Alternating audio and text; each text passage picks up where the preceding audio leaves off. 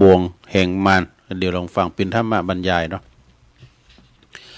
บุญกิริยาวัตถุมี3มีหลักการทำบุญในทางพระพุทธศาสนาเปิ้นว่ามีทั้ง10ประการ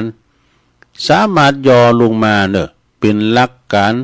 อย่างกว้างๆเรียกว่าบุญกิริยาวัตถุก็คือหลักแห่งการทำบุญมี3ประการก็ได้แก่1ตานะไมเนี่ยบุญสำเร็จโดยการทานเนี่ยสดาอย่างพระเวสสันดรเนี่ยเปิ้นทานกูสิ่งกูอย่างทานข้าวทานของทานเงินทานทองทานจ้างทานมาแม่แต่ลูกหลักอันปิ้นที่หักดังแก้วตาดวงใจก็ยังทานให้แก่พราหมณ์ชูชกเมียของเปิ้นน่ะจัดงามนางมาซีหรือว่านางมาทีก็ทานให้แก่อินตาสักกพราหมณ์ดูเปิ้นทานกูสิ่งกูอย่างนะอันนี้คือทานนามัยทานแล้วก็2ศีลละไมก็คือบุญเกิดจากการรักษาศีล5ศีล8ศีล10นี่นะศีล227แล้วก็3ภาวนาใหม่บุญเกิดจากการเจริญภาวนาเนอะ ก็จะหันได้ว่าการทำบุญตามหลักพระพุทธศาสนาเนี่ยข้างต้นนั้นบ่ได้มีเฉพาะการหือทานเป็นเพียงวิธีหนึ่งในวิธีการทำบุญเท่านั้นนะหากว่าเฮาจะบ่มีวัตถุสิ่งของเงินทองทำบุญเฮาก็จะกึดดีทำดีอู่ดี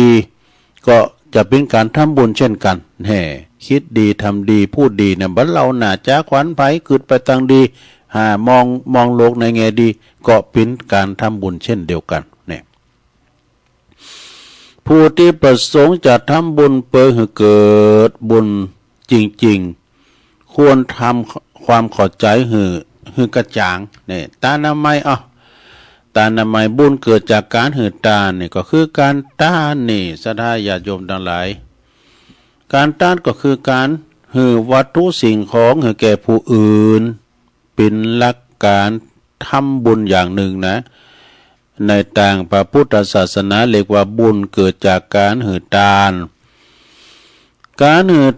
พราะว่าจะเป็นการหือเปิดปูชาคุณผู้ที่มีพระคุณ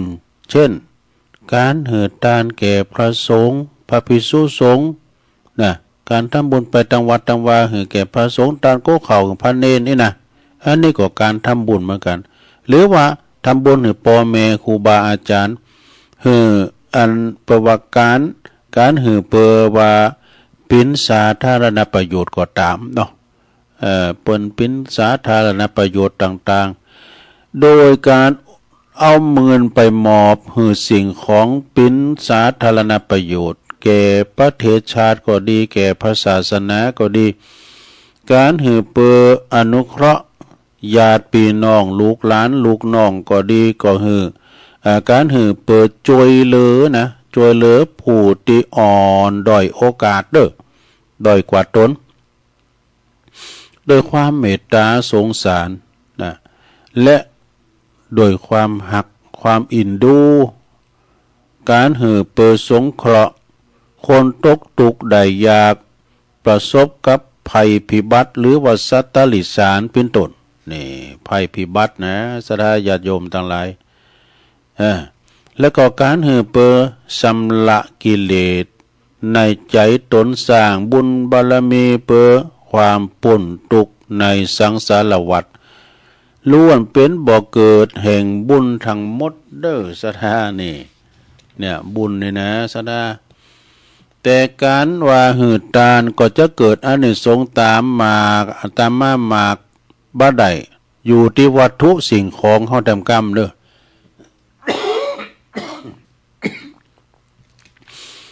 วัตถุสิ่งของนี่ก็จะต้องหนักพองต้องใหญ่พองนักหน่อยว่าอยู่ที่เจตนาด้วยเนาะต้องมีราคานี่ทานก็ของทานดีๆหน่อยซ้ำเตือนนะศรัทธาญาติโยมเนาะโอ้ทานผ่าปังสกุลนี่นะก็เอาพันดีๆหน่อยแล้วเนาะเอาผ่าแล้วเอาผ่าน้ำแป้งเนี่ยศรัทธาผ่ามันเป็นผ่าเมืองก็พวกนั้นตุลุงก็เคยนุ่งเหมือนกันก่อนนะเป็นตัวใหม่นะ ก็อันเฮามันนุงเนี่ยซะนะแล้วก็มันโกการเฮามันนุงแล้วก็เฮาไปซักกันนะปวดแข็งตากๆอ่ะเอามานุงก็โกนี่แล้วก็บางเนี่ยมันบางมันเป็นผ่านน้ำแป้งดูแล้วผ่าเมสลินก้ามเนี่ยโอ้เดี๋ยวนี้เป็นตาลของดีเนี่ยเป็นผ่าเป็นโคผ่านุงโคใบนั่นโอ้สุดหนึ่งนี่ก็อย่างจะดีอ่ะนะผ่าแล้วมันมีไผมาลูนุงนะกะคุณที่ถ้านุงมันหน่อยไปดีๆปิ้นตูเจ้าก็หน่อยไปเข็มไปดีๆลงผ่าไตผ่าเนี้ยติ้มตู่อะผ่าปิ้นบาดปิ้นไตเนี่ยนะก็จะต้องใหญ่พองจะต้องน้อยพองต้องมีราคาพองในของต้านเฮานะของต้านเฮานะหรือต้องได้รับยกย่องสรรเสริญคุณสมบัติต้านก็จะมีผลมากหนักเนอะจะต้องต้านที่มีลักษณะดังต่อไปนี้ทำแล้วมิจะได้ล่ำเหลือหนึ่งเนี่ยเปิดมีข้อตีหนึ่งของตีหือต้านนั้นต้องเป็นของตีได้มาโดยความสุจริตนี่เฮาบ้านหลักบ่จกบ่ชอบ่โกงไผมากินมาตาลเนาะบ้านหลักเล็กขโมยน้อยไผมากินมาตาลบ่เบียดเบนหรือว่าลักขโมยของจากของผู้อื่นมาทำบุญนี่ก็จะต้องเกิดประโยชน์แก่ผู้รับโดย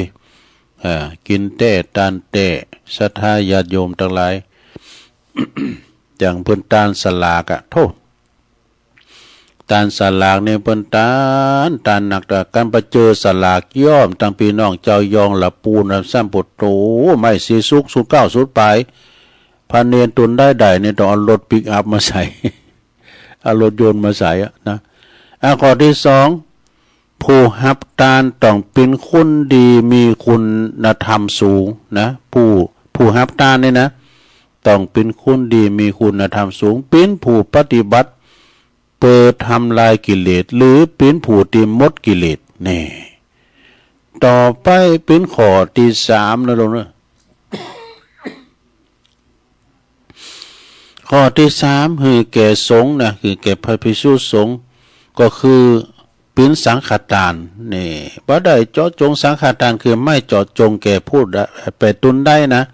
ตกในท่ามกลางระหว่างสงฆ์ไม่ได้เฉพาะเจาะจงแก่ภิกษุรูปใดรูปหนึ่งก็หาไม่ได้นะบ่ได้เจาะจงผู้ใดผู้หนึ่งนี่นะบ่ได้มีอคติมีใจเป็นกลางเปิดกว้างทำบุญนี่ข้อที่สามต่อไปข้อที่สี่แล้วผู้ตีมหือนะมีเจตนาบริสุทธิ์เนอะมีความเหลื่อมใสศรัทธา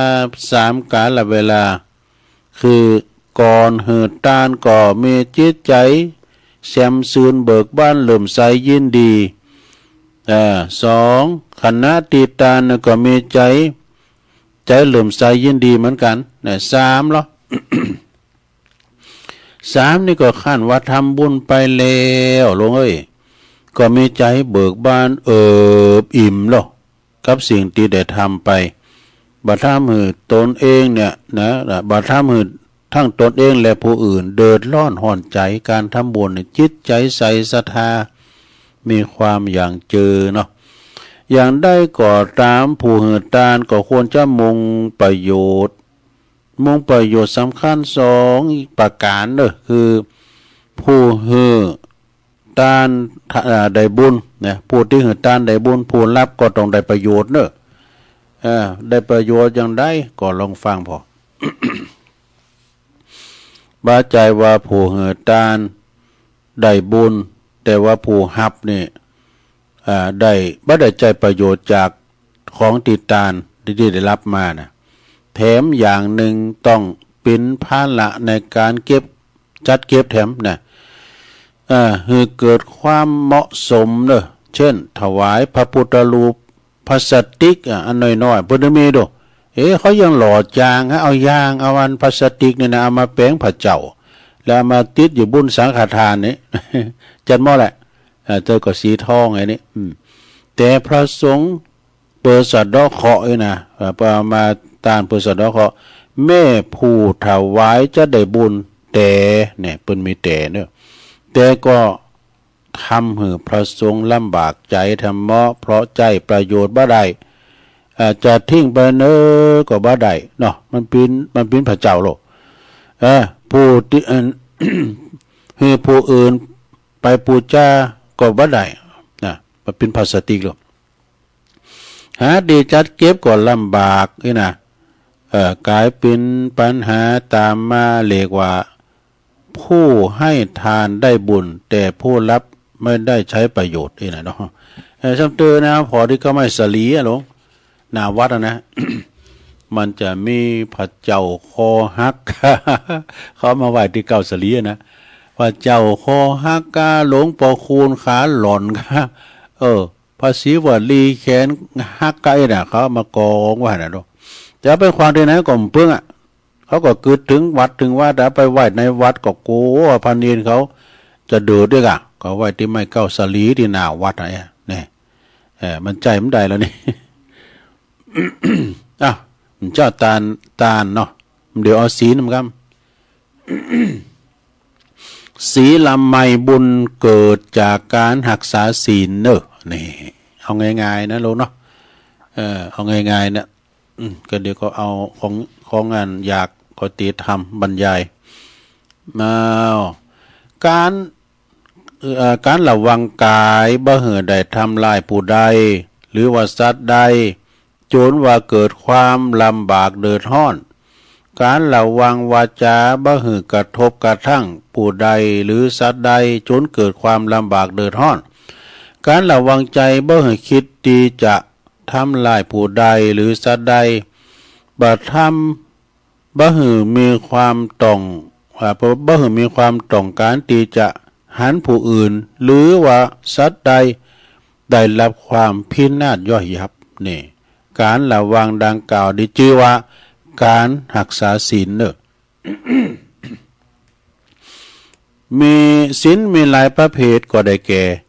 หนึ่งศีลสำหรับคนเจ้าบ้านโทรไปเปิดเรียกว่าศีลห้าคือเป็นนิจศีลห้านี่นะศีลในระดับพื้นฐานสำหรับปีน้องเจ้าบ้านโทรไปก็เปิ้นก็แปลว่าบ่ได้ไปเบียดเบียนผู้อื่นบ่ได้ไปฉ้อโกงลักขโมยไผบ่ได้ประพฤติผิดลูกเมียผู้อื่น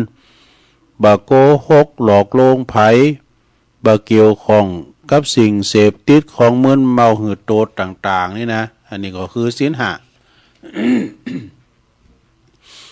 แล้วก็สองศีลสำหรับอุบาสกอุบาสิกาผู้มงทดลองฝึกฝนตามแบบอย่างภิกษุนะเรียกว่าศีลแปดนี่แล้วก็ศีลอุโบสถมี8ประการก็คืออย่างล่ำเลยนะก็มันก็เว้นจากการฆ่าสัตว์ตัดชีวิตนะเว้นจากการลักทรัพย์เว้นจากการประพฤติผิดในพรหมจรรย์ แล้วก็เว้นจากการพูดเท็จเว้นจากการดื่มสุราและก็เมลัยเว้นจากการต้านอาหารหลังจากเต็งวันไปแล้วจนถึงรุ่งอรุณขึ้นมาใหม่เว้นจากการร้องลำทำเพลงนะร้องลำขับร้องประโคมดนตรีและดูและก่อนลิ่นการลูบไล่ทาโดยของหอมนี่ประดับประดาเครื่องแต่งกายนะก็แล้วก็เว้นในการนอนบนตีสูงอันใหญ่เนี่ยนอนบนสูงใหญ่ศีลแปดนี่ศรัทธาญาติโยมทั้งหลายศีลแปดนี่ก็คือแล้วก็ศีลอุโบสถเนี่ยแม่จะมี8ข้อเหมือนกันแต่ก็มีวิธีรักษาตีต่างกันนะศีล8นั้นรักษาโดยการสมาทานแต่จะสมาทานรักษาไว้วันไหนเวลาไหนก็ได้แล้วแต่ความตั้งใจเมื่อสมาทานแล้วก็เป็นอันรักษาศีล จนกว่าจะเลิกศีลลาเลิกจากสมาทานกลับมาหับศีลห้าเช่นเดิมนี่ธรรมเนียมคนไทยมักจะรักษาศีล8นะในช่วงเวลาในสำคัญของชีวิตเช่นวันเกิดของตนเองนี่จะลดละเลิกแล้วจะรักษาศีล8จะกินเจนะเนาะ หรือว่าคุณตีในครอบครัวเฮาเนาะในชงไหนของชีวิตบ่ค่อยดีก็จะมารักษาศีล8จงได้ดีว่าการเงินการทองหรือว่าเจ็บไข้ได้พยาธิไข้นะไม่เห็นทุกข์ก็ไม่เห็นธรรมก็จะรักษาศีล8เพื่อเสริมบุญบารมีเสริมบุญกุศลให้หนักขึ้นเนี่ยส่วนว่าอุโบสถศีลนั่นนี่ศรัทธาญาติโยมรักษาตามกาลสมัยที่กำหนดมีระยะเวลารักษาวันหนึ่งคืนหนึ่งนะในวันอุโบสถเท่านั้นถ้าเข้าใจอย่างง่ายๆศีลอุโบสถมีระยะเวลารักษาเฉพาะในวันอุโบสถเท่านั้นเนี่ยพอตะวันขึ้นวันใหม่ก็เป็นอันว่าหมด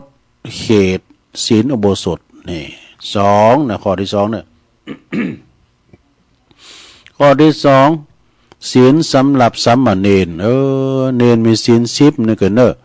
ศีลมี10ข้อก็เนอะเนรนะศีลสำหรับสามเณรเรียกว่าศีล10มี8ประการเนอะคือหยังเว้นจากการฆ่าสัตว์ตัดชีวิตเว้นจากการลักทรัพย์นะเว้นจากการลักทรัพย์แล้วก็เว้นจากการประพฤติผิดในพรหมจรรย์เว้นจากการพูดเท็จเว้นจากการดื่มสุราและเมลัย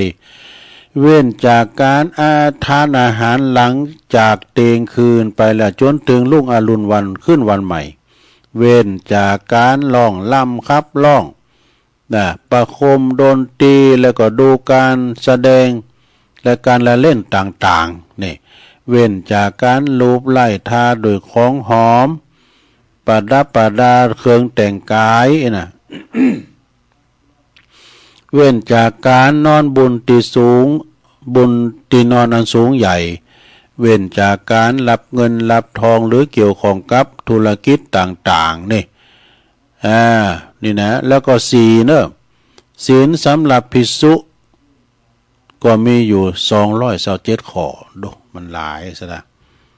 อันนี้คือรักษาศีลเนอะตานะไมบุญสำเร็จโดยการหือทานศีลาไมบุญสำเร็จโดยการรักษาศีลต่อไปสุดท้ายภาวนาไมบุญเกิดจากการเจริญสมาธิภาวนา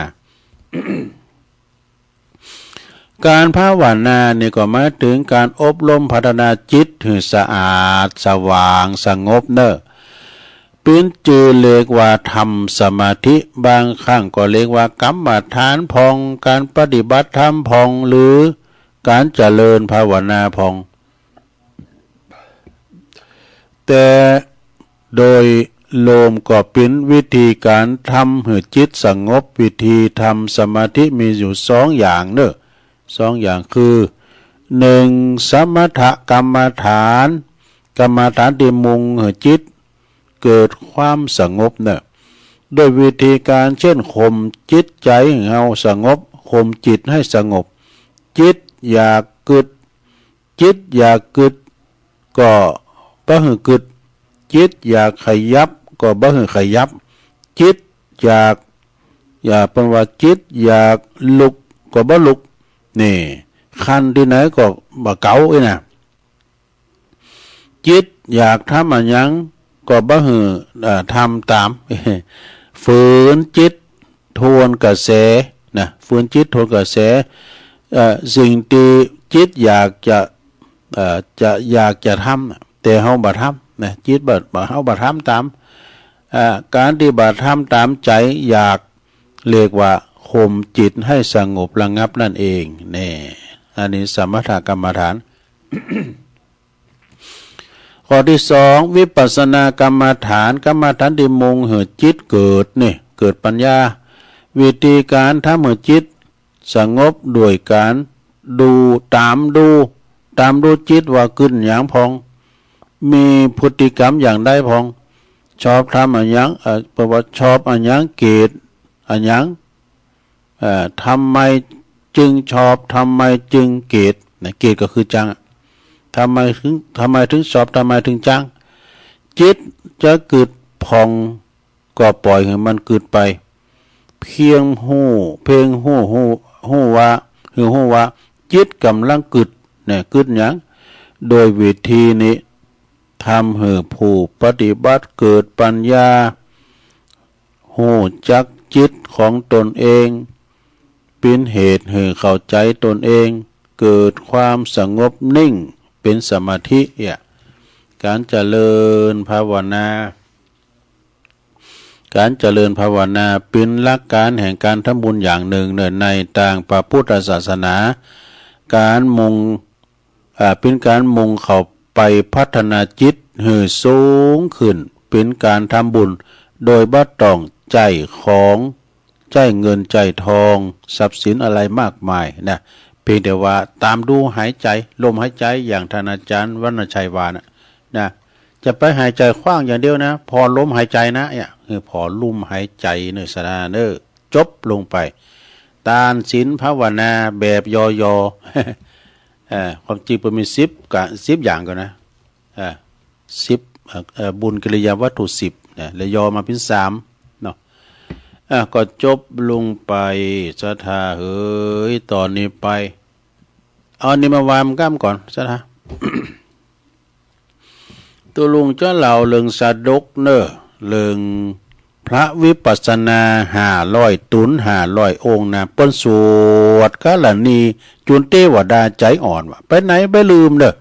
สวดกาลนีนะเปิ้นหยาดน้ำด้วยนะกาลนียามาตากุสเลนะยันตังสันดังอันนี้เป็นสวดกาลนีสวดเมตตานะสระมีพระภิกษุหรือวัตถุเจ้า500ตุน500องค์เนี่ยอยู่ในกรุงสาวัตถีเนอะเลเปิ้นอยู่ในกรุงสาวัตถีเห็นกรรมฐานในสำนักของพระพุทธเจ้าแล้วจบแล้วนกก็ปากันทูลลาจะไปตีเจริญกรรมฐานตีสังงัดตีได้ปุ่นป่าเลิกเดึกหนาบุญนะเดินทางเข้าไปหลายมื้อแล้ววันจนตลอด900โยชน์ดู900โยชน์กันนะตุเจ้าถึง500องค์นี่นะพอดีก็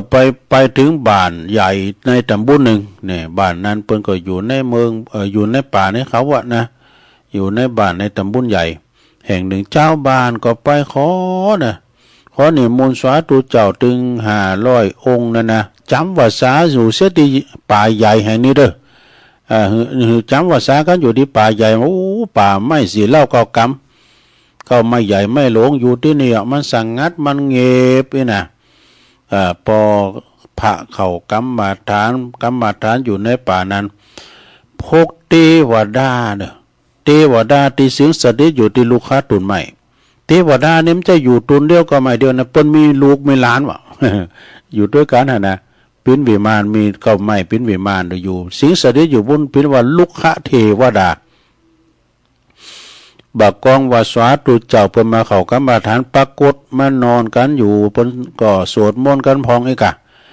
พวกเทวดาที่อาศัยอยู่บนป่าไม้ก็ปากันล่วงจากต้นไม้มาหมดอยู่พื้นดินหมดนะ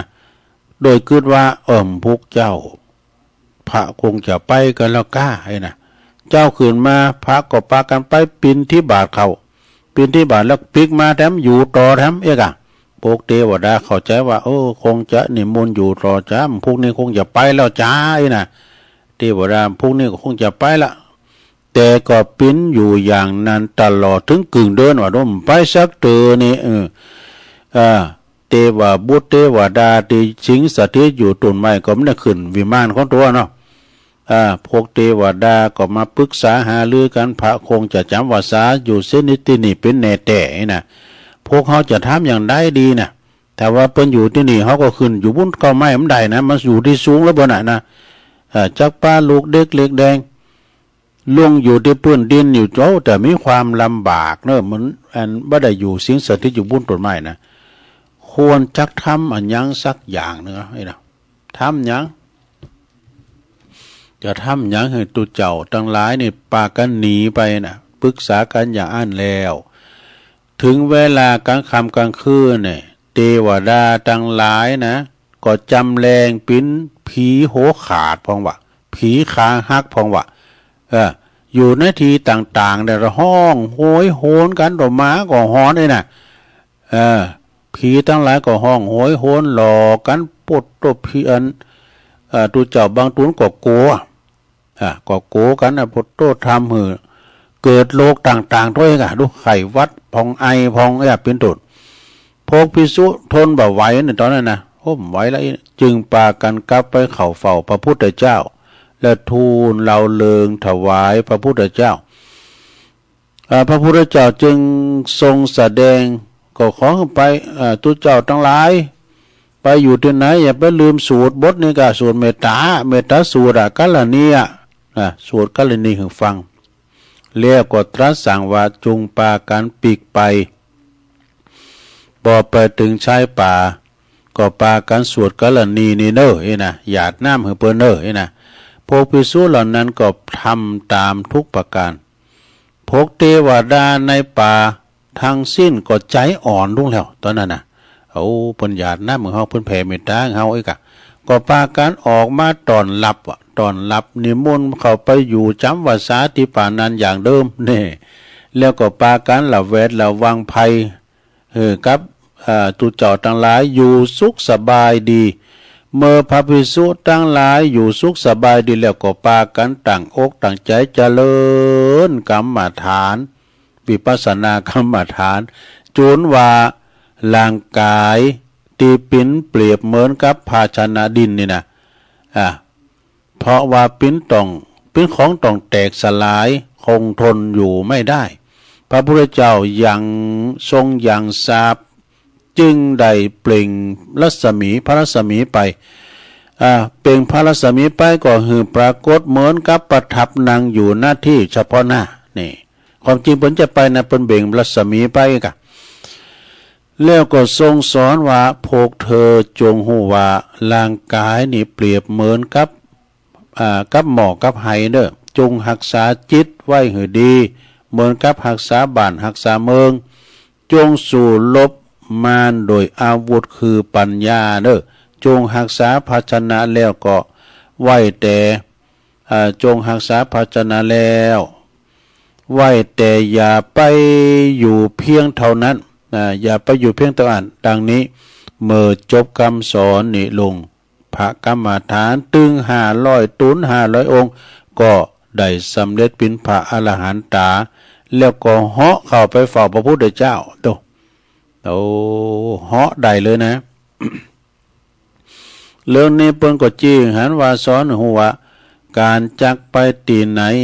ก็ควรนึกแผ่เมตตาเด้อกรณีนี่จะไปละให้นะ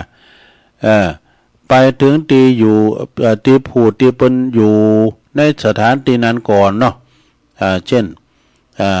เฮาก็ไปหาผู้ใดควรนึกแผ่เมตตาถึงผู้นั้นเขาจะไปหาผู้ใดคนนึกแผ่เมตตาถึงผู้นั้นจงอยู่เป็นสุขเวลาเข้าป่าใหญ่หรือว่าจะข้ามน้ำใหญ่ก็ตามหรือว่าอยู่ในบ้านเฮินก็ควรจะสวดกรณีพูดผีปีศาจไปก่อนพูดผีปีศาจ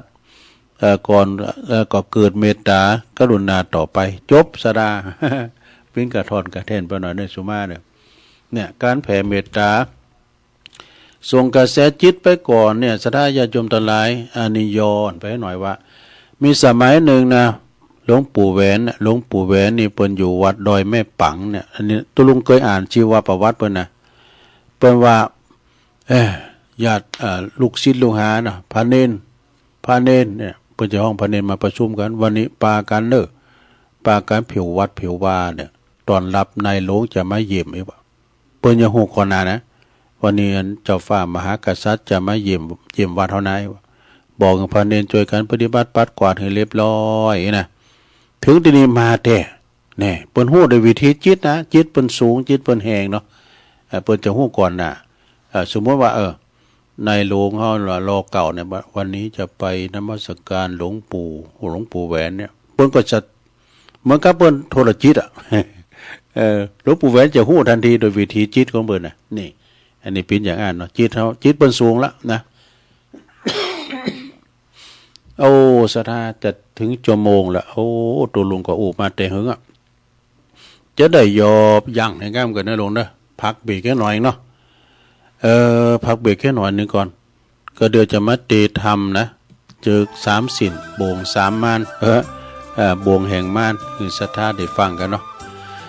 อู่ไปก็ปลดโต๊ะคอแห่งยาวๆนะยอแห่งก็เดี๋ยวเจอเติมน้ำไว้ก่อนทำธุระส่วนตัวเดี๋ยวมาป้ากันต่อในชั่วโมงที่2เด้อเจริญปอ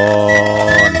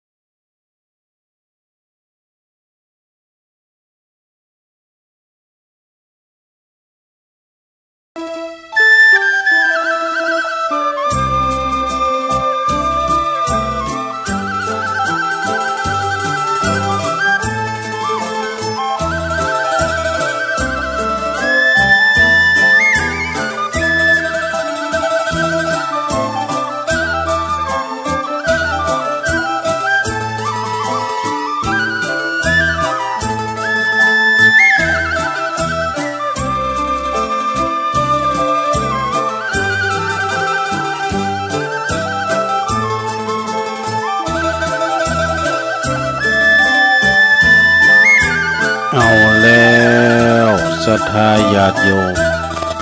ต่างหลายเนาะ ตัวลุงก็พักเบรกหยุดเหตุกรรมหนึ่งนี่นะไปยกย้ายค่ายตีเตียวไปเตียวมายืดเส้นยืดสายทำธุระโสนโตแล้วก็มานั่งจิบน้ำลงคออู้กันต่อในชั่วโมงที่สองเนาะขณะนี้ตันตั้งหลายกำลังฟังรายการสัพเพเหระเนาะสัพเพเหระรายการแสงธรรมแสงทองดำเนินรายการโดยตุลุงยองก็มานั่งอู่นางจากัปออกไม่ออกศรัทธาสาธุชนทั้งหลายเรียกว่าสัพเพเหระเหมือนกับแกงแคเอาหานน้อยเอาเนน้อย เอาของครูบาอาจารย์มาตีแผ่เผยแผ่ให้เปิ้นฟังแฮมเอกะเก่าพองใหม่พองก็ว่ากันเนาะสดาญาโยมทั้งหลายมีโตจวยพองเก่าพองใหม่พองแล้วก็ถ้าเสร็จจากพระธรรมเทศนาข้อคิดต่างๆก็จะมามาประกาศข่าวสารงานบุญให้ครูบาอาจารย์จบแล้วก็จะตักตั้งลายแล้วก็เปิดสายหนาไม้สถาได้โทรกันเข้ามาอีกนะทักทายปลาไซเป็นบรรยากาศแบ่งเวลาเรียกว่าเช็คคืนเช็คซ้ายเนาะแจ้งผลการหับฟังเนาะ ก็วันนี้เป็นวันอังคารสดาญาติโยมเป็นวันห่อเด้อพวกนี้เป็นวันศีลนะดับปุดเนอะ มันจะปิงปุดนะแล้วนี่ปิงปุดเนาะวันพุธนี้วันพุธนี้แม่นกันเนาะวันปุดวันนี้26นะวันเดินดับเนอะปฏิทินนี่อยู่ใกล้เนี่ยนี่ปฏิทินของตุเจ้าทั้งหลายเนี่ยครูบาอาจารย์ของตุลุงดอยนี่มีอันบ่ล่ะตุเจ้าครูบาอาจารย์ที่ออกรายการ หลายขนาดน่ะเอาศรัทธาวันพุธกับวันศีลก็ไปวัดไปว่ากันนะเนาะต่อไปนี่ตุลุงก็จะมีต่างธรรมไว้ละนะให้ทำเรื่องหยังเป็นธรรมบรรยายอันนี้เป็นของธรรมของอันพระอาจารย์สมเพชปัญญาโนวัดป่าไผ่บ่อทองเน้อมานำเสนอเจิก3 สินบ่วงแห่งมารความจริงธรรมก็มีหลายนะปนันสุนทรปนันสุนทรนั้นเป็นอยู่ตั้งแต่น้องสลีกนี่ก็มีทั้งหลายอยู่เน้อหลายอย่างก็คอยนำเสนอไปเป็นอย่างบุญยสิงห์นะปนันสุนทรนี่บุญยสิงห์80 ปลายแล้วเน้อเพราะนั้นก็แข็งแรงดีเอาละไปอุปเสเวลาเนาะต่อไปทำก็ยาวอยู่แล้วต่อคอคิดถ้าอุทรัพย์ประคุณต่างปหลวงบานด้วยเนอะเปิดมีความเสียสละเปิดเฮานะมีหลายอย่างที่เปิดทำนาทีปหลวงบานเนี่ยนะฟังธรรมก่อนต่างนะโม3 รอบกันเด้อนะโมตัสสะภะคะวะโตอะระหะโตสัมมาสัมพุทธัสสะนะโมตัสสะภะคะวะโตอะระหะโตสัมมาสัมพุทธัสสะนะโมตัสสะภะคะวะโตอะระหะโตสัมมาสัมพุทธัสสะสัพเพธัมมานาลังอภินิเวสายาติ ณ โอกาสบัดนี้ตนโตแห่งตุลุงก็จักได้นำธรรมะอันเป็นหลักสัจธรรมคำสอนขององค์สมเด็จพระชินวรสัมมาสัมพุทธเจ้ามาจี้แจงแสดงธรรมแก่บรรดาปออกไม่ออกศรัทธาตันสาธุชนคนดีทั้งหลายท่านผู้ฟังที่นอนฟังอยู่ตั้งในบ้านในจองในขณะนี้หายผ่อนคลายในความเป็นอยู่ของชีวิตนะบางสิ่งบางอย่างในหมู่มนุษย์ปุถุชนคนเฮานี่ยังมืดมิดปุถุชนหมายความว่าคนที่ยังมีกิเลสตัณหาอยู่นะ เอามายึดติดนะติดยึดอยู่ในสิ่งต่างๆคือยังห่างไกลจากสัจธรรมอยู่จึงติมไปโดยความวิตกกังวลอาลัยอาวรณ์บางครั้งบางตอนนอนบัดลับกระสายกระซับเพราะว่าใจไปเกาะไปผูกพันในวัตถุสิ่งของเช่นนะจะไปทำบุญจะไปวัดจะไปวาจะไปฟังเทศน์ฟังธรรมก็ไปบ้าใดพร้อมยั้งเพราะมันมีบ่วงมารทัดทานไว้โลดเลยบ้าใดไปนะสร้างบ้าใดไปสร้างคุณงามความดีนะห่วงนักกังวลนักก็ทุกข์นักแท้หมอหูจักปุงหูจักปล่อยวางนะก็จะบรรเทาความทุกข์ผ่องปกติปุถุชนคนเฮาเนี่ยเมื่อยืนเดินนั่งนอนนะเคลื่อนไหวได้เป็นธรรมดามีจิตใจก็ต้องคิดมีชีวิตก็ต้องห่วงนะแต่ว่าห่วงยึดแต่ว่าห่วงนักยึดนักก็หมดอิสระภาพเนอะตึงหาบตึงกรเนี่ยตึงหาบตึงกรแล้วก็จุนว่าถึงแก่เฒ่าชรานะสมเด็จพระสัมมาสัมพุทธเจ้าเปิ้นจึงตรัสไว้ว่า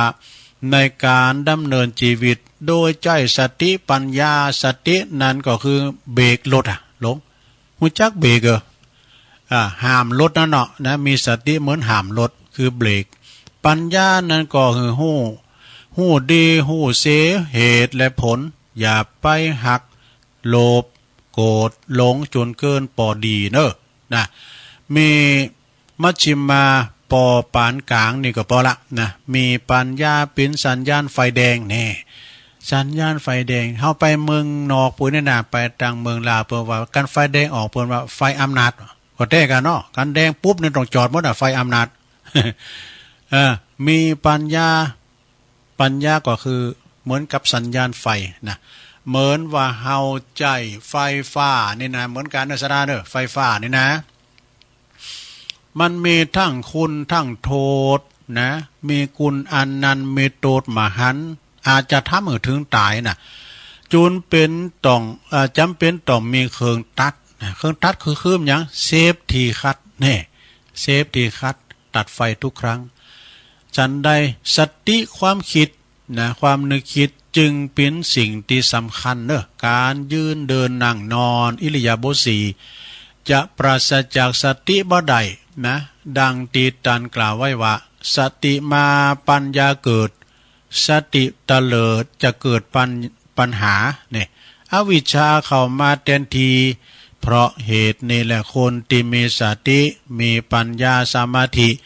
สามารถดำรงชีวิตโดยปกติสุขกว่าคนที่เปิ้นขาดคุณธรรมขาดสตินะคือขาดสติปัญญาขาดความดำริตริตรองพลั้งเผลอหักห้ามอารมณ์บ้าใดเลยเข้าทำนองดีว่าวัดก็เข้า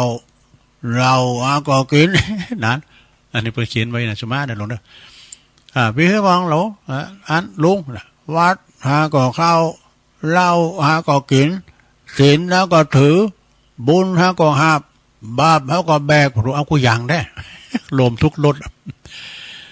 เป็นว่าวัดก็เข้าเหล้าก็กินศีลก็ถือบุญก็หาบบาปก็แบกเอาบาปปินทุนเอาบุญปินกำให้แน่อีดูผลสุดท้ายศรัทธาญาโยมความดีก็สูญหายไปหมดว่ะนะถ้าเปรียบเหมือนน้ำขุนเอาไว้ตั้งในน้ำใสเอาไว้ตั้งนอกน้ำขุนก็มีน้ำใสก็มีสระตกตะกอนก็มีทำบุญแต่ละทีมัคคณายกปู่จานพออาจารย์เนี่ยเพิ่นจะสุมาดูเพิ่นจะสุมอกสุมาเอาน้ำขมิ้นสุ่มปล่อยยอดานเนี่ยขอสุมาลาโตตีได้โล่งล่ำกำเกินเนาะได้ยกตีต่ำได้ย่ำตีสูงสับเตยก่อนละอ่อนมาเวทวันมากินพองโกปินว่ากายอยากกรรมว่าจีกรรมมโนกรรมปจันปจว่าไปหมดนะกายตัวเลวาจีตัวเลมโนตัวเลปจันนั้นตันว่าใจเป็นนาย กายเป็นบ่าวบ่าวนี่คือว่ามันจะว่าเป็นบ่าวที่ว่าบ่าวสาวนะบ่าวนี่เพิ่นว่าฮับใจดอกนายนี่ก็คือว่าเป็นนายเฮาคือหยังใจเป็นนายเนี่ยใจมันบัญชาการนะอย่างตัวลุงเคยเตทำเนี่ยนะกายกายนครน่ะตัวเฮานี่เป็นนครแห่งมดนครแห่งโลกสิ่งที่มาสิงสถิตอยู่ในตัวเฮานี่มากมายนะซะนะพยาธิพยามเนี่ยมันเฮาเป็นโลกของมันนะมันอยู่ที่กินมานะโอ้ผมได้ถ่ายยาจัดมันจะถ่ายยาโอ้กูเป็นบาปอ่ะหลงพยาธิจะตาย อันนี้ก็มันมักลาวเนาะอย่างเนาะเนี่ยจิตเปิ้นว่าเรียกว่าจิตตนครเนี่ยเปิ้นว่านะเปิ้นว่ามันหยังเปิ้นว่ามีพญาเต้าไทยชื่อว่าจิตตลาดก็คือใจของเฮาเนี่ยผู้อยู่ภาษาหอคำเนี่ยมันกว้าง1 ศอกยาว1 วาวัดตั้งนาได้1 คือปะดุส่วนว่าประตูมี6 บานกันเด้อ6 จองกันเด้อมีหยังอายตนะภายในภายนอกมีตาหูจมูกลิ้นกายใจนี่แล้วก็เวียงใจอันใหญ่กว้างนั่นเล่าก็คือกายของเฮาเนี่ยนะเวียงใจอันใหญ่กว้างเนี่ยนะคือกายคือตัวของเฮาเนี่ยหรือว่าตัวของเฮาเนี่ยนะกว้างศอกยาววาเนี่ยวัดลงนะก็ได้คืบเดียวเปิ้นว่ามีเถนกาเนี่ยแล้วเฮาปิ้นว่าหยังมีเถนกาก็คือได้แก่ศีล5ศีล8นี่ๆซะดามีสาลีการใจดำแก้วสีเทียนกับโตนอันนั่นก็หมายความว่าเป็นดาบเถนกาก็คือศีล5และศีล8เนี่ยเนาะเนี่ยสดาญาติโยมทั้งหลายใจเป็นนายกายเป็นบ่าวถ้าว่าใจมันสั่งแล้วบ่าวด้วยตามแล้วกายนะฉันเตอเฮาก็เป็นขี้ข่าของใจเหมือนกันนะใจมันเกิดไปหมดสดาญาติโยมทั้งหลายโอ้เขาอย่าเปิ้นให้มันลำมาลอยลำเลยนะฉันเตอเฮาก็ตัวใจเฮานะใจคืนละใจสั่งละไปบ่าเอากายไปไหนไปป่นธนาคาร ไปป่นร้านทองเนี่ยมันใจมันเกิดไปโดนแล้วก็กายมันก็ตัวนี้เขายังมาลำมาลอยลำเลยเกิดไปโมดชนะกายตัวนะใจเป็นนายกายเป็นบ่าวใจเป็นพญาผู้บัญชาการเนอะนะกายเป็นผู้หับใจจึงเป็นจักสำคัญในตัวคนนะใจเกิดดีก็มีสุขนะลงเนอะเกิดไปตังบุญนี่นะถ้าใจเกิดท้ายใจเกิดพิษก็เป็นตุกทำแล้วนะกายพลอยได้รับผลกรรมไปตุยแล้วแต่จะหากจะมากหรือน้อยนะตันศรัทธาสาธุชนทั้งหลายตันผู้ฟังทั้งหลายคุณเฮานี่ยังเวียนว่ายตายเกิดอยู่ในห้องวัฏสงสารอยู่ก็เพราะว่ามันมีกิเลสมีวิบากกรรมเป็นเสมือนบ่วงหรือว่าเจิกผูกมัดไว้นะทำบุญครั้งคราใด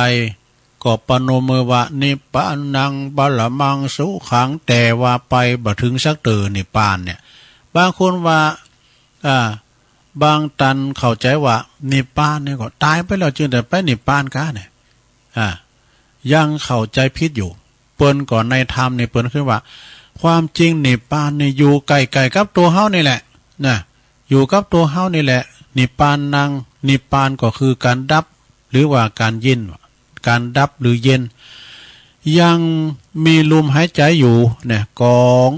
ดับกองกิเลสก็คือโลภะโทสะโมหะมานะทิฏฐิความอิจฉาริษยามารพวกนี้ห้ามไว้บ่ให้ไปนิพพานนี่เมื่อดับได้บังคับได้มันก็จะเย็นลงเย็นเบิกบานสำราญใจอุปทานความยึดมั่นถือมั่นนะตัวมันตัวที่สำคัญมี3จำพวกกันนะคืออย่างพุทธังบาลีแปลว่าพุทธังดีเวพุทธังคีเวเป็นว่าความหักลูกเหมือนเจอผูกศอกเหมือนเจอผูกข้อที่2ภรรยาหัตเถ ความหักเมเหมือนปอผูกศอกเนี่ย3ถ้านางปาเทความหักเข่าของสมบัติเหมือนปอกซุปตีนเนอะลงเนอะเนี่ยมันจะไปไหนมันก็ยากับไอ้โบงเจิก3สินเนี่ยนะหักลูกหักเมหักเข่าของสมบัตินะเป็นว่าก็โศกาอะไรกันหมู่นี้มันจากไปนะบางคุณกินบ้าใดนอนบ้ารับนะองค์สมเด็จพระสัมมาสัมพุทธเจ้าเปิ้นได้ตรัสไว้ว่าปิยะโตชายะเตโสโกแปลความเป็นใต้ว่าความโศกเศร้าเกิดแต่คนแล้วก็สิ่งของตีตนหักนะมันสัมผัสได้แล้วก็มีบาลีเปิ้นยืนยันให้บทหนึ่งว่าสัพเพธัมมานาลังอภินิเวสายะเนี่ยซึ่งก็แปลว่าสิ่งตั้งหลายทั้งปวงบ่ควรยึดมั่นถือมั่นแบกไว้ก็แบกไว้ควรหู้จักปรุงให้พองนะแบกไว้ก่อนนักปรุงวางทุกสิ่งก็จะเบ้าลงนะการเฮาวางก็จะเบ้าเฮาแบกก็จะนักอย่างนะเพราะคุณเฮาเนี่ยมักจะงมงายนะมัวงมงายประมาทขาดสติจึงขาดสติลืมนึกถึงกรรมพระพุทธเจ้าก่อนจะเข้าสู่นิพพานเปิ้นจะดับขันธปรินิพพานเปิ้นจะทารัดเปิ้นได้ตรัสฝากไว้ว่าหันทธาเนภิกขเวอามันตยามิโววยธรรมาสังขาราอัปปมาเทนะสัมปะเทถะนี่อันนี้เป็นบาลีนะถ้าว่าเป็นแปลเป็นไต้เปิดก็ว่าดูก่อนภิกษุทั้งหลายเราขอเตือนเธอโอ้โหยอลิ้นแน่น เราขอเตือนเธอทั้งหลายเป็นครั้งสุดท้ายว่าสังขารทั้งหลายไม่เที่ยงย่อมเสื่อมสิ้นไปเป็นธรรมดาท่านทั้งหลายจงตั้งอยู่ในความไม่ประมาทกาจะไปตกอากาศได้ไหมอย่าตั้งอยู่ในความไม่ประมาทเถิดเปิ้นบ่คือประมาทเด้อเป็นพระวาจาคำตรัสสุดท้ายตั้งเปิ้นว่าอย่าอยู่ในความประมาทแน่เนี่ยสถาอันนี้คือบ่ประมาทในการสร้างคุณงามความดีหาตีกอติกรรมนะลงเนอะหาตีกอติกรรมนะก็ได้แก่ธรรมะอันควรแสวงหาอันปินคุ้มทรัพย์ปินตีปึงอันทาวรมีอย่างพองหนึ่งอังคสมานิธิเนี่ยแปลว่าทรัพย์ติโตวิชาความหูเนี่ยทรัพย์ติโตวิชาความหูอันปินสติปัญญาประกอบอาชีพปินทรัพย์ตีไผลักขโมยไปบ่ได้นะสดาญาโยมสมมติว่าเขาจ้างนะเขาจ้างซ่อมวิทยุซ่อมรถเครื่องซ่อมอย่างต่างๆวิชามันมีติดตัวด้วยมีสตางค์อย่างหูหมดแต่มีวิชากินบ่หมดบ่เสิงนะและไผลักก็ไม่ได้ด้วยนะไผลักไผขโมยอย่าโอ้แม่หลวงนั่นเปิ้นยังว่ามีศีลธรรมกรรมฐานดีนำเหลือจะไผลักเอาศีลธรรมกรรมฐานไปมาแล้วก็ลักบ่ได้มันเป็นของไผของมันเนาะเฮาขาดได้เฮาก็ทำเองเนี่ยข้อที่2อนุคามิกะนิธินี่ขุมทรัพย์ติดตัวได้แก่บุญกุศลบุญกุศลใครทำใครได้นะเผื่อกันไม่ได้คุณเฮากินข้าวอยู่5คุณกินได้3คุณ2คุณนั้นไปอิ่มเนาะนอกจากว่ากินด้วยกันทั้งหมดคุณงามความดีมีศีลประจำตัวมีสมาธิจิตใจมั่นคงปัญญาหูแจ้งหันสภาวะธรรมสภาวะสังขารทรัพย์คุ้มเป็นทรัพย์คุ้มนี่เป็นฉายาอีวะนี่นะปินฉายาอีวะอนุปายินีก็เหมือนกับเงาติดตามตนตัวเฮาไปทุกหนทุกแห่งจุนตายไปสู่ปาลโลกหนาเนอะ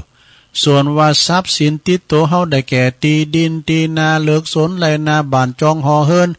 อันทรัพย์สินถิ่นฐานทั้งบ้านช่องอีทองไร่นามหาศาลเป็นสมบัติชั่วครั้งชั่วคราวได้ชั่วการจำต้องผ่านจากการเมื่อวันตายเนี่ย ส่วนความดีมีจะสัตว์สมบัติแท้ถึงตัวแก่กายดับไม่ลับหาย ได้สถิตติดแน่นแทนร่างกายชนทั้งหลายเขาสรรเสริญเจริญพร เขาของสมบัติตกอยู่นี่หมดนะเฮาเอาไปไม่ได้ซักอย่างสาราแม้แต่สตางค์บาทเดียวก็เอาไปไม่ได้มาอย่างใดไปอย่างนั้นมาแบมาก็แบไปนะจะว่าเกิดมาปวดโถอันน้อยนี่เกิดมาในกาบกาบอันอย่างก็อันสมบัติพระสถานมามันกาบอันตีให้ตีดินไหมนะมันก็บ่มีสาราญาติโยมทั้งหลายเฮามาอย่างใดก็ไปอย่างนั้นเมื่อเจ้ามามีอะไรมาด้วยเจ้ามีหยังมาพองหลงโอนเอาได้หยังมาพองเจ้าจะเอาแต่สุขสนุกฉะไหนมามือเปล่าแล้วจะเอาอะไรไปเจ้าก็ไปมือเปล่าเหมือนเจ้ามานี่มีก็ขาวกับดำหลงบาปกับบุญตานะเนอที่จะไปโดยเฮานะให้นาปาตั้งทรัพย์สินเงินทองลูกก่อมไปโดยเฮาเมก่อมไปโดยเฮาเอามาคนเดียวก็ไปคนเดียวเนี่ยยามหนุ่มนี่ปะการโฮงเหล่ายามเฒ่าปะการตีโฮงยาเมื่อมรณาปะการที่เชิงตะกอนอันไปที่หานหมดที่ก็ไม่หลงหลงเอ้ยพระเจ้าหลอดขาไปไหนมาปืนมาตัวอะไรใจอ่อนได้ เอ้ยคุณเฮามาคือตึกตายนะด้วยตึกตายนะเฮามาได้ยินลุงนานเฒ่าแล้วนะมันบอกเกือเปิ้นอู่เฮาไปดีใจอ่อนแถมหน่อยก็ตุเขาเนี่ยจะได้มาโสดเนี่ยลุงนานกุศลธรรมะกุศลธรรมะมันก่อนลุงนานเป็นตุเอาไปโสดเนี่ยเปิ้นเนาะใจอ่อนขนาดนั้นก็ทุเจ้าก็โดนสวดเหมือนกันรู้ก็ได้อยู่ก้ำฝ่าลงเอ้ยทุเจ้านี่มีวันตายเนอะจะอมตะเนี่ยเปิ้นว่ามรณภาพปุ๊โอ้ถึงไหนละส่วนว่าสมบัติทรัพย์สินตีดินตีนาทรัพย์เคินตีสังหาริมทรัพย์อสังหาริมทรัพย์นะปีน้องเอาหมดเกี่ยวแหวนเงินทองจ้างมาโง่ควายตึกไรนาเฮินก้ามอย่างก้านี่รถกายานพาหนะก็บ่สามารถจะติดตามเฮาไปโดยใดนะโอ้ไหนกับเมืองเนี้ยเม็กซิโกตุลุงหันในโทรทัศน์นะอันนั้นเศรษฐีตายปูดถูกปนรถแมคโครนะรถแมคโครแล้วก็คูดจัดกว้างแหละแล้วก็เอาเศรษฐีนางอยู่ในรถเบนซ์ฟังถึงรถเบนซ์นะปูดไปที่เสียดายรถเพื่อเข้าใจเป็นหือแต่ แล้วอันนี้กำหนึ่งอันนี้รถเครื่องแบบนี่ก็เหมือนกันเหรอเราเพิ่นฟังนะสตัดรถอันนี้แล้วก็เอารถเครื่องแอมอยู่ด้วยขี้ขาสตัดรถนั่นตลอดแล้วก็ทุ่มดิ้นให้ว่านั่นเสียดายรถบุญผลคือความสุขสบายนะลงเด้อบาปติดตัวไปซ้ำเติมเพิ่มตุกนะดังติจีแจงมาโอ้จะจบแล้วเหรอจะจบแล้วลงแฮมหน่อยเดียว ศรัทธาสาธุชนท่านทั้งหลายพึงรีบขนขวายหาตีปึงตั้งจิตตั้งใจหือจีรังยังยืนเนอะมันกินมันต้านไปลงเนอะนะมันกินมันต้านไปจ่ายซอหาตีเกาะตีกำน่ะเปิ้นว่านะปาทายังเขาห่อเฮาไว้เนอะไปซอหาเฮ็ดเปิ้นห่อเขาตอนไปหมดห่อไปได้กินเนาะถึงขาบมาก็ไม่ได้กินจากนั้นก็ห่อข้าวไผห่อข้าวมันเนี่ยแปลงเอาเนอะเลิกยึดมั่นถือมั่นในวัตถุสิ่งของเสมือนเอาเจิกเอาตอกสามสินมาผูกมัดสุมาเนี่ยมัดตีนมัดมือจุนบ่ได้ไปจำศีลภาวนาเข้าวัดสาสามเดินมีอยู่12ศีลก็ยังกึดอยากที่จะไปวัดไปได้กี่ศีลนะดังจี้แจงแสดงมาเนอสถานในอวสานแห่งการแสดงพระธรรมเทศนานี่เนาะโดยอนุภาพเดชาอนุภาพด้วยเดชานุภาพแห่งคุณพระศรีรัตนตรัยสิ่งศักดิ์สิทธิ์ทั้งหลายอันมีเกี่ยวเจ้าทั้ง3ประการและก็โดยอำนาจบุญกุศลที่ตั้นทั้งหลายได้กระทำป่ำเป้งมาในวันนี้ก็ดีจุงปิ้นพลวะปัจจัยเนอะบันดลบันดาลเหตุการณ์ทั้งหลายประสบความสุขความเจริญสมหวังในสิ่งที่พึงปรารถนาแล้วก็เจริญโดยอายุวันนะสุขภาละปฏิภาณสมบัติ ตลอดที่พาราตีการเทินแสดงพระธรรมเทศนาเลิงบ่วงแห่งม่านเจิกซ้ำสินก็มาพอสมควรแก่กาลเวลาก่อสมมุติยุติลุงปุงไหวเปงเต่าอีเอวังก็มีด้วยประการฉะนี้สาธุสาธุสาธุเอาแล้วจบลงไปแล้วสัทธาญาโยมบ่วงแห่งมารเจิกสามสินตอกสามสินจบลงไปเนาะปิ่นพระธรรมเทศนาธรรมบรรยายของอาจารย์สมเพชรปัญญาโนรองเจ้าวัดวัดป่าไผ่บ่อทองเนื้อดอยสะเก็ดนะมาเทศนาจะได้ฟังกันเนาะเอาปอนทำเหมือนกันเนาะโลนเนาะเอาปอนทำถึงหลวงกันเด้อถึงหลวงถึงหลายสัปปิติโยวิวัจจันตุสัพพะโลโกวินาศตุมาเตภวัตวันตะลายโยสุขีติกายุโกภวะอภิวาทานาสีลิสานิจังวุตตาปัจจายโน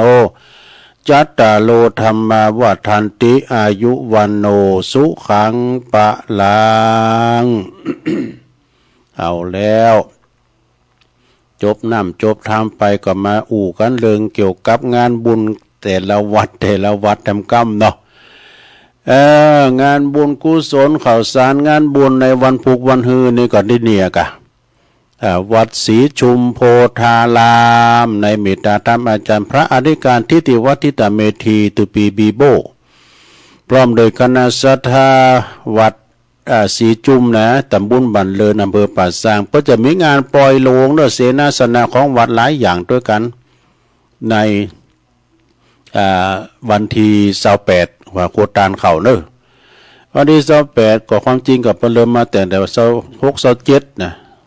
ปุญจตานเสนาสนะ28นี่โคตานเข่าสถาญาโยมก็ปากันไปโหมกินโหมตาลพี่น้องดุงพี่น้องอันปุนกะตุนพึ่งกันเนาะตุนพึ่งจะมากันหลายอยู่กับพี่น้องตุนพึ่งว่าตัวปีโบเนี่ยเป็นคนต่างตุนพึ่งบุญหรอกตุลุงก็ไปนะ28นะปากันปุ่นเนาะงานต่อไปบ่ได้เลงเนาะวันที่7-8-9มีนาคม2568ก็เพิ่นจะมีงานมีงานสาราสาหลงทรงน้ำอันนี้งานปล่อยหลงก่อนกันเนาะปล่อยหลงเสนาสนะวัดล่องทานตาลีวังผางตำบลวังผางอำเภอเวียงหนองหล่องก็จะร้องพระธาเจดีย์ก็ดีแล้วก็จะมีเสนาสนะต่างๆห้องน้ำก็บริตั้งซ่อมแซมศาลาเขาหลายอย่างกุฏิ3 หลัง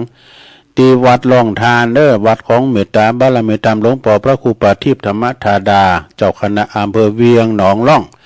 พร้อมด้วยคณะศรัทธาพี่น้องเหล่าแมวก็ดีนะล่องทานก็ดีเป็นมีหลายปอกหลายบาทนะแล้วพร้อมกับคณะสงฆ์ในอำเภอเวี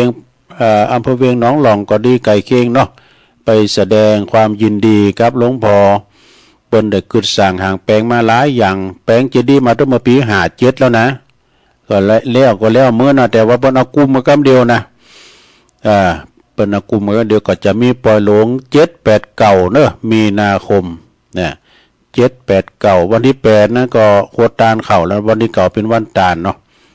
บอกประกาศศรัทธาญาติโยมไปโฮมกินโฮมตาลกันเด้อวันที่13นี่ปุ่นวันนี้6ปิ้งนี่เตียนงานสนน้ำพระธาตุเจดีย์กูอาทิครูบาหม่อนเจ้าคำคันทิโยประจำปี68ที่วัดดุงเดินอำเภอเวียงหนองล่องในเมตตาธรรมอาจารย์พระครูกันตสุตานุกิจอาจารย์มหาเสนอ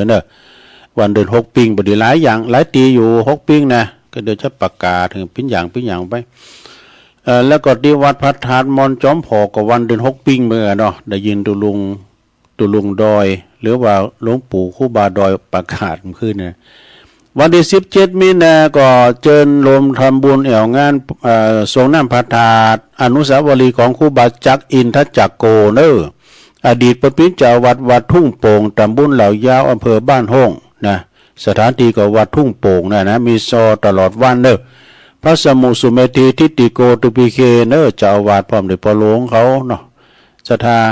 วัดทุ่งโป่งเพิ่นจะมีงานวันที่17เด้อ17เป็นหมอกเด้อ17มีนาเนาะไปกินไปทานกันเด้อวันที่4มีนาก็จะมีงานประเพณีส่งน้ำพระธาตุครูบาสุขชาตะสุโขครูบาสุขชาตะชาตะสุโขหรือว่าครูท่านพระครูบาวรสุขบดนะแล้วก็สุวรรณเจดีย์โดยทรงน้ำพระธาตุสุวรรณเจดีย์โดยศรีป่าสร้างน้อยนะณวัดป่าสร้างน้อยตำบลบ้านแป้นอำเภอเมืองจังหวัดลำพูนซึ่งก็จะกลางวันจะมีแข่งกองโดงเมื่อคืนก็มีย้อนยุคกะ เม็ดต่อมค่ำฝากประกาศมาวันที่13โดยรวมเลย13โดยรวมมีนาก็เดือน6ปิ้งนี่นะ6ปิ้งก็ตีปุ้นศรัทธาเปิ้นก็จะมีตีวัดบันปางโดยแน่เด้อวัดบันปางว่านี่ก็เปิ้นมานิมนต์ในวันที่12 13เนี่ยนะมีวัดบันปางตำบลศรีวิชัยทรงน้ำพระธาตุเจดีย์แล้วก็อนุสาวรีย์ครูบาเจ้าศรีวิชัยตัวนะซึ่งงานนี้ก็มีเมตตาธรรมท่านหลวงพ่อท่านพระครูอินทยานพระครูอินทวุฒิคุณเจ้าคณะอำเภอลีเนาะพระครูพุทธิธรรมสุนทรรองเจ้าคณะอำเภอลีแล้วก็ท่านพระครูปลัดวินัยอภินันโทนะเจ้าอาวาสวัดบันปางฝากประกาศมาเนาะไปกินบ้านตาลบันปางนี่คุณหลายวันที่13เดือน6ปิงอันนี้ก็ปล่อยหลงกุมภานี่เนาะ27 28นี่27 28ปลายเดือนนี่นะกุมภาแล้วก็12 12มีนาปล่อยหลงที่วัดดอนชัยตำบลป่าแดดนะก็จะมีปล่อยหลงวัดดอนชัยเนี่ยก็ซึ่งก็แม่นนฝากประกาศมางานต่อไปศรัทธาญาติโยมงานต่อไปอันนี้อันนี้ก็ผ่านไปแล้วเนาะ22 23นี่เป็นไปแจกของพวกตีอันวัดไม่ร้องไต่อมก้อยเพิ่นเลี้ยวไปแล้วเนาะปล่อยลงวัดโบสถ์น้ำดิบก็เลี้ยวไปเอางานต่อไปอันนี้วัดดอนชัยเจ้าเขียนไว้ติงวัดดอนชัยตำบลป่าแดดอำเภอเมืองจังหวัดเชียงใหม่อันนี้เป็นปล่อยหลวงหอฉันห้องน้ำกำแพงวัดด้วย27 28กุมภาแล้วก็12มีนาโหวัดจำนวนถึงหมด420วัดกับวัด420วัดกับแม่นนสิริหินเขียวฝากประกาศมาวันที่2มีนาก็จะมีงานสมโภชปล่อยหลวงอุโบสถณวัดแสงสว่างอำเภอสันป่าตองก็ไปกินไปทานกันวัดแสงสว่างก็อยู่หิมตุงฟ้าบดนะหิมกาดตุงฟ้าบดปัจจุบันจะร้องสมโภชปล่อยหลวงอุโบสถหลังใหม่ที่วัดแสงสว่างอำเภอสันป่าตองวัดใดที่มีจังฟ้ามีกองมองเซิงก็นำไปแสดงใดเอามาแสดงใดนะ และวันที่15ก็จะร้องปล่อยหลวงศาลาอเนกประสงค์ที่วัดเวียงตาการวัดตาการอำเภอสันป่าตองนะก็ไปกินไปทานกันแล้วก็วันที่1มีนาก็ไปพักกันที่วัดหาดนาคตำบลศพเตี้ยงานปล่อยหลวงวิหารแล้วก็เสนาสนะต่างๆของวัดวัดดงหาดนาคตำบลศพเตี้ยอำเภอจอมทองในวันที่วันที่1มีนาคมนะ1มีนาคมก็ไปกินไปทานกันโหวัดเขาวันนั้นวันที่1มีนานะไปกินไปทานกันศรัทธาญาติโยมวัดหาดนาคนี่ก็หลายกันเนาะครูบาอาจารย์ตุลุงก็มีหันปีนั้นมนตรี แล้วก็ปีนั้นค่ำโดยปีนั้นสิงค่ำยะธาตุตุ้มเขาก็นี่แล้วก็ไม่หลงหล่าเนาะวงสายยะนี่หลงหล่าวงสายยะนี่เปิ้นก็90ปลายแล้วนะหลงหล่าก็90ปลายแล้วเนาะแล้วก็ตีผู้ประสานงานลืมบ่ได้ก็คือตั้งเครื่องเสียงเนาะเครื่องเสียงที่เปิ้นเนี่ยมุนไว้ ก็จะได้ไปช่วยงานเพิ่นแล้วก็งานต่อไปเด้อศรัทธาญาติโยมนะงานต่อไป13ที่วัดบ้านปางแล้วเนาะแล้วก็มาเป็นวัดห้วยการนำเด้อวัดห้วยการก็วันที่13 6ปิ้งเหมือนกันเด้อวัดห้วยการก็เมตตาธรรมอาจารย์ท่านพระครูสิริสุตตาภิรัตน์เด้อวัดของท่านพระครูที่วัดห้วยการอำเภอบ้านโฮงแล้วก็ทั้งวัดนึงก็วัดป่าหกฟ้าด้วยมันตรงกันหลายตีเนี่ย6ปิ้งเนี่ยวัดป่าหกฟ้าตำบลหนองโยงอำเภอเวียงหนองหลองเนาะในเมตตาธรรมหลวงพ่อพระครูสุนทรปัญญาลัตน์เจ้าคณะตำบลหนองยวงเจ้าวัดป่าหกฟ้าป่าหกฟ้านี่คุ้นหลายเด้อ มหรสพมีกุยอย่างมีแพวซ้อลิเกกาย่อนโยกานี่เผลอๆก็มีแพวมวยบ่ วันที่13นำกำหนึ่งนะก็ตีวัดสิริมังคลาจารย์ ในอำเภอดอยหล่อนี่นะวัดสิริมังคลาจารย์นี่วัดของหลวงปู่ทองสิริมังคโลมก่อนนี่เพิ่นมากึดเพิ่นมาอยู่ในกำโดเลยได้ชื่อว่าวัดสิริมังคลาจารย์ปัจจุบันนี่ก็เมตตาธรรมอาจารย์พระครูธรรมธรประทวนอภัยโยเด้อเปิ้นเป็นตุหลวงสมปานเจ้าวัดหั่นนะตุเจ้าเปิ้นก็มีหลายตุนมีแม่ชีตัวนะแล้วก็ตังนกปหลวงวัชระพรหมเสนใจนะก็วันที่13เหมือนกัน13เหมือนกันกับวัดป่าไผ่บ่อทองเด้อวัดป่าไผ่บ่อทองก็ดอยสะเก็ดปุ่นนะในเมตตาธรรมหลวงพ่อพระครูแล้วก็ตั้งอาจารย์สมเพชรปัญญาโนเพิ่นมีซอไอจูขี้เมงตัวเด้อ ที่วัดป่าไผ่บ่อทองดอยสะเก็ดปุ่นนะก็ไปโฮมกินโฮมทานอาจารย์พระครูสมเพชรเนี่ยเพิ่นก็ฟังรายการตุลุงนะหลายตุนเนี่ยที่เพิ่นฟังหลวงพ่อมานิดก็ได้อยู่ฟังอยู่เดี๋ยวนี้ก็วันรับลุกเลยจ้ะหลวงพ่อมานิดเนี่ย หลวงพ่อมานิดนี่เพิ่นก็ซุ่มฟังแล้วหลายเนาะที่เพิ่นฟังนะอย่างหลวงพ่อวัดเกตกาลามเนี่ยโอ้ยเพิ่นฟังตลอดท่านพระครูสันติเจติยากรนี่นะแม้แต่เมตตาบารมีธรรมหลวงพ่อพระครูอินทยานันลังสีที่ปรึกษาเจ้าคณะจอมทองอำเภอจอมทองวัดพุทธนิมิตเนี่ยเพิ่นก็ฟังข้าก็ฟังตู้เขาอยู่นะไอ้น่ะหลายวัดหลายว่าที่เพิ่นฟังก็ต้องขอกราบขอบคุณในเมตตาธรรมครูบาอาจารย์ที่เพิ่นฟังกันเนาะ ก็ปิ่นปินภัยมจังก็มาเผยแผ่ธรรมเผยแผ่ศาสนาของเฮาไปเข้าถึงประชาชนเนาะอันนี้13เหลือ6ปิ้งก็วัดป่าไผ่บ่อทองเนอะแล้วก็แถมวัดหนึ่ง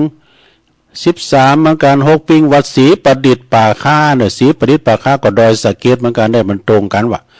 เปิ้นจะยกยอฟ้ายกยอชัดเนี่ยโดยเปิ้นจะอาบน้ำทาตุพระธาตุบูรณะใหม่งามกว่าเก่าโดยคณะของแม่แสงจันทร์สมรูปนะพร้อมกับคณะศรัทธาโลมกัน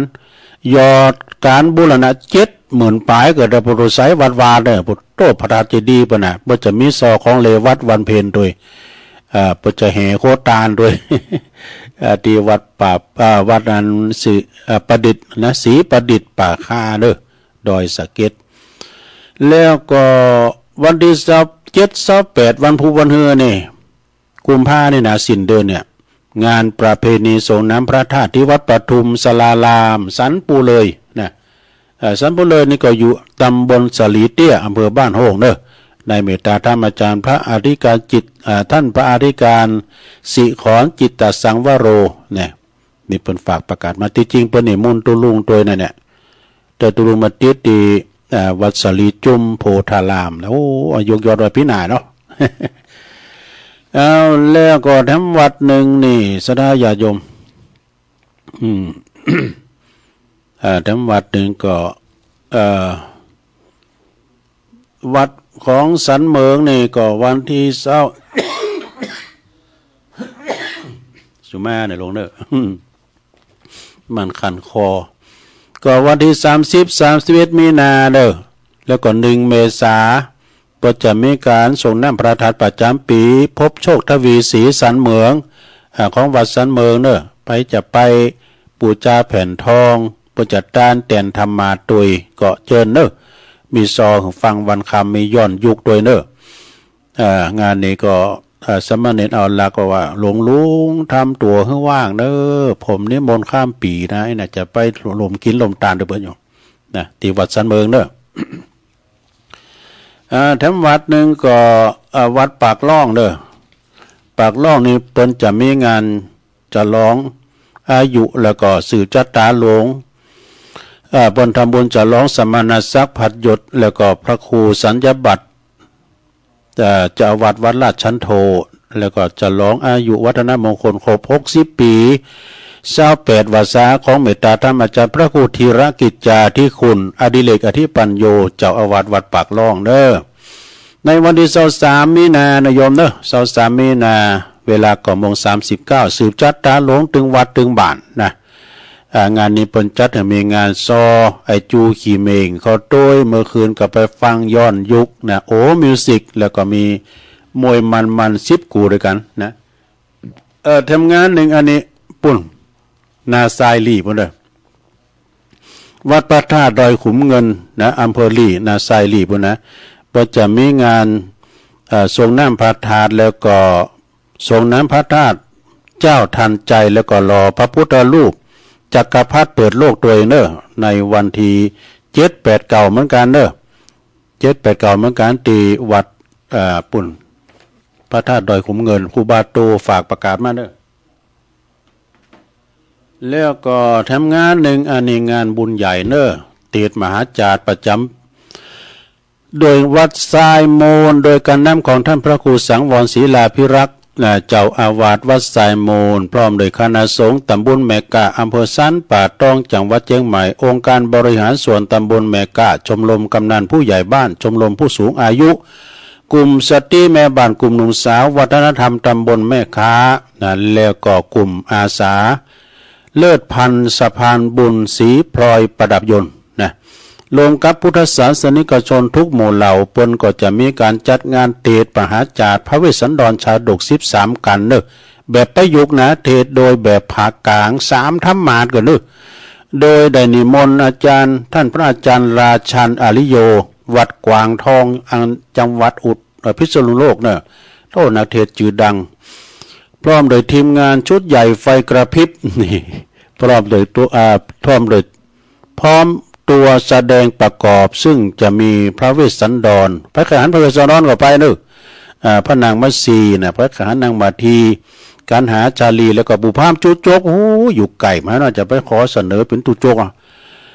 เพราะว่าหุ่นดูรูเนี่ยมันเหมือนตุจกพร้อมโดยกันนี่ก็มีนักแหล่ระดับประเทศเด้อทศพรหิมพานต์ทศพลกันเนาะทศพลหิมพานต์และน้องผักบุ้งนะนักแหล่ขวัญใจเด็กๆโดยก็รวมแหล่ในงานนี้โดยเนอกำหนดวันที่16 มีนาเนอะ16 มีนาคม 2568 เวลา9 โมงถึง5 โมง9 โมงตอนเจ้านะ9 โมงคิดเขาง่ายแล้วนะถึง5 โมงแรงบ่ดูโดยก็พักชันเพลตัวอีกกันเนาะจัดโครงการเทศน์มหาจารย์ครั้งนี้นะ13 กันครั้งนี้นะมีวัตถุประสงค์เปิดเผยแผ่พระพุทธศาสนาและวัฒนธรรมอันดีงามแก่พุทธศาสนิกชนตลอดถึงเด็กและก็เยาวชนทั่วไปแล้วก็เปิดจะนำจตุปัจจัยสมทบในการสร้างหอระฆังสร้างมาได้หลายปีแล้วทำเดี๋ยวนะจะได้บุญ2 ต่อฟังธรรมตัวได้สร้างหอระฆังเสียงดังกังวานโดยเนอะแล้วก็เปิดจัดซื้ออาหารข้าวสารอาหารแห้งให้แก่ผู้ด้อยโอกาสยากไร้ผู้ป่วยติดเตียงกันนี่ตึงในเขตจังหวัดละปูนและก็จังหวัดเชียงใหม่จากนั้นก็ขอเชิญชวนสถานที่สถานไปฟังเทศน์ฟังธรรมกันที่วัดทรายมูลนะตำบลเมกะอำเภอสันป่าตองไผมีจิตเจตนาศรัทธาอยากจะรวมทำบุญพิจารณาการเทศน์แต่ละกันแล้วก็เป็นเจ้าภาพการเทศน์ก็เชิญแจ้งความจำนงประสงค์หมายใดเนอตีท่านพระครูสังวรศรีลาภิรักษ์อันเป็นประธานในการจัดงานในครั้งนี้โดยใจทุนสูงด้วยนี่นะขนาดนักเทศระดับประเทศนักแหล่ระดับประเทศนะพุทธค่าตัวผมจะหมกปัน2 ปันจะหมก500หมกตุลุงเขาเลยนะ อู่กันฟินหมื่นฟินปันนะสดายาโยมเนอะไม่พอเริ่มห้ามริมหันนะโปรโร งานจ้างเดี๋ยวนี้นะสถางานจ้างไปพอกันเด้อตุลุงก็จะไปต่อไปก็จะได้ ตักตังลายกันเด้อสถาญาติโยมตังหลายเนาะตักตังลายก่อนวันนี้เป็นวันหอเด้อพวกเป็นวันศีลเด้อสถาเด้อพวกเป็นวันศีลเดือดดับแล้วนะอันนี้ก็มีชมรมสกาย76โดยแล้วก็โยมนวลนิชาวชาติฟังอยู่เน้อเจ้าเนี่ยแล้วก็โยมจากหนองหานสันทรายดอยน้อยพัฒนาฟังอยู่บุญส่งจากลำปางไหวสานะครับเลิกแม่ชีกันธนีสายยะจากวปปเวงป่าเป่าปุ่น มาไกลฟังเสียงไปถึงปุ่นเนาะแล้วก็โยมยุพินหอมอลาปีน้อยนี่ฟังจากหนาสารกลางนี่นะไปอยู่หนาสารกลางฟังจากฝ่ายหินชัดเจนดีโยมกนกพิชัยนาล้านนาพันฝังห้วยงูในด้วยอันนี้ประธานในการบูรณะพระธาตุเจดีย์ด้วย พระธาตุเจดีย์ปุณณวัดห้วยงูในนะแม่บุญปันเขาเนี่ยนะแล้วก็แม่ลงปั้นปัญญาฟังอยู่เน้อเจ้าจากตาหล่อเน้อแล้วก็มีพระครูสุจินธรรมานุวัตรตุปิชานี่ก็เป็นเจ้าคณะตำบลม่วงน้อยเจ้าวัดป่าตานไหวสานะครับเด้อปเล่งนาลงกิติวงศ์สาธุขาปดโตปเล่งตักมาตั้งหลายปเล่งนาลงนี่เปิ้นอยู่ปุ้นบ้านนั้นบ้านตุนมือสันตุนมือฝางบุญนะไม่อายบุญนะแม่พันสุภาไหวก็ฟังอยู่ก้าปนันพัดเขาเนี่ยปนันพุ่มภริยะเขาเนี่ยแม่ฟองห้องศิษย์เขาเนี่ยแม่ขันแก้วก็ฟังอยู่เนาะ ฟังกันไปเด้อพี่น้องดังแม่อายใส่ประการฝางเนี่ยก็ฟังกันหนักกันหลายอื่นไปดังปน้อยบุญปันด้วยเนอะ ปน้อยบุญปันก็หลายทันแล้วก็มีแม่ครูแม่ครูธัญญาจากกศนด้วยเนอะก็ฟังอยู่เจ้าแม่สลินทิพย์บุญเลิศแม่สลินทิพย์ก็ฟังกันอยู่ฟังจากกทมปุณณะเนาะเอาละยื้อมาเนาะเอ่ยไปจบหมดแล้วนะที่เปิ้นตักมาตั้งลายก็วันฮือก้ำกันเนาะวันฮือก็วันพัดแล้วเนาะพวกนี้ยอบยั่งฟังอาจารย์ธนอัตไปก่อนตัวลุงก็ติดตามฟังเปิ้นเตธรรมโมนธนอัตนะพระครูเปิ้นก็ฟังอยู่และตอนนี้ก็จะเปิดสายสถาได้ฟังได้ทักมาทางไลน์ตักมาทางสายเด้อแจ้งผลการรับฟังก่อนได้เอาสายแหลกเข้ามาแล้วเจริญปอนเจ้าไหว้สาเจ้าปะน้อยกัดนัดนะเจ้ายายวันการยายกินคติธรรมคำยองนะเจ้าตอนเล็กยายก็เอาไปออกวันจันทร์เนาะพอดีเบอร์วันจันทร์มันหลอกนะเจ้าท่านมหาสมศักดิ์เลยได้โทรนะเจ้าคติธรรมคำยองเปต้อยนะเจ้าเฮากินอะไรยังจักกินเผือเขาอิ่มเตต้องเฮาเขาอิ่มว่าใดกินต้านเหมือนกันปีน้องตั้งหลายถ้าไผไข่ใดก็ทำเอาเองแปลว่าเราทานอะไรทานแทนคนอื่นไม่ได้อิ่มแต่ท้องเราคนอื่นอิ่มไม่ได้ความหมายก็คือทำบุญทำทานทำเพื่อไม่ได้นอกจากอนุโมทนาใครอยากได้ก็ทำเอาเองนะเจ้ากำยองวันละกรรมนะเจ้า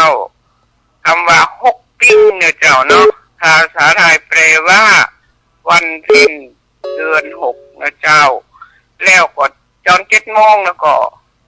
รู้ไว้ใช่ว่าใส่บาตรเลยหามนะเจ้าแล้วก็วันพุธเนาะว่าวันพุธนี่เป็นเปคำบาลีฟอนนะเจ้าไหว้สาเจ้าสายต่อไป0899556506โทรกันเข้ามาแถมโทรกันเข้ามาที่เบอร์0899556506สายนี่บ่โพดสักเตือนเด้อ พิจารณาก็บ่ฮู้ มันบ่ได้เนอะแม่โทรมาก็เด้งโทรมาก็เด้งมันผู้พิจารณาเนาะเอาเข้ามาใหม่0899555656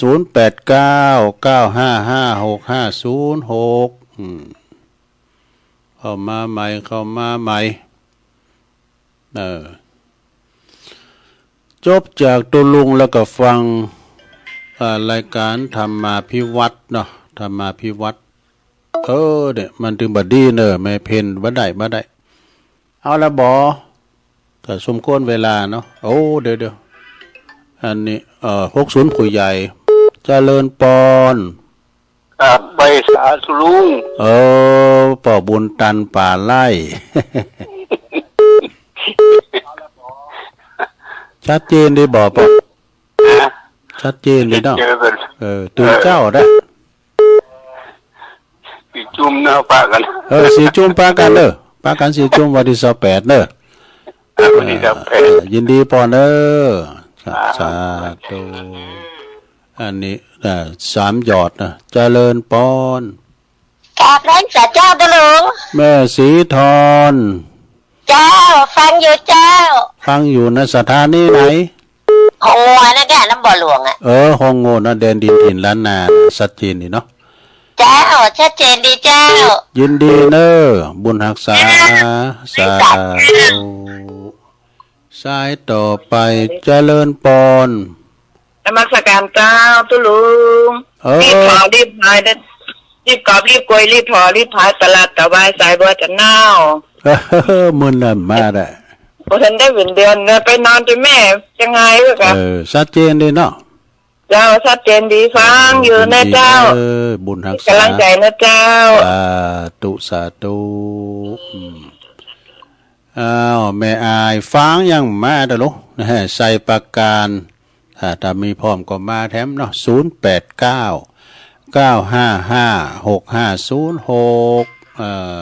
เจริญปอนหมดเวลาแล้วโอ้โหหลวงพ่อกฤษเนี่ยมีอยู่เวลามีอยู่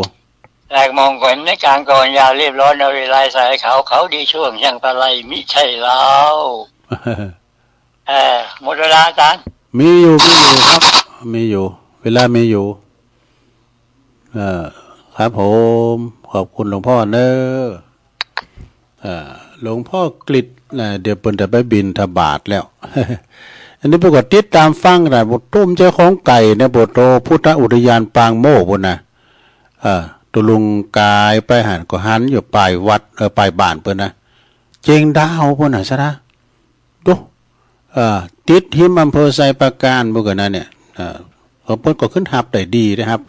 ครับฟังจากสถานีไฟหินว่ะไฟหินก็ไปไกลได้ข้ามหลายดอยโหโทดอยนางแก้วดอยคุ้นตาลไปหมดนะมีอยู่ก็วันนี้สายห่างเนี่ยเพิ่นถ้าจะรับลูกหลานรับมนรับงานเนาะเอาละถ้าอีกก็ปอกปอใจแล้วตุลุงก็ขอนำรายการจากลาศรัทธาไปก่อนเด้อปูนวันพัดมากับปะกันเด้อวันนี้นำรายการจากลาศรัทธาไปอยู่ดีมีสุขอายุมันควันยืนมีโจกมีใจเหมือนกันคู่ก่อคู่คนเนาะสัพพิติโยวิวัจจันตุสัพพะโลโกวินาศตุมาเตภวัตวันตะลายโยสุขีติคายุโกภวะอภิวาทานาสีลิสานิจังวุธาปจายโนจัตตาโลธรรมาวัตันติอายุวันโนสุขังปลา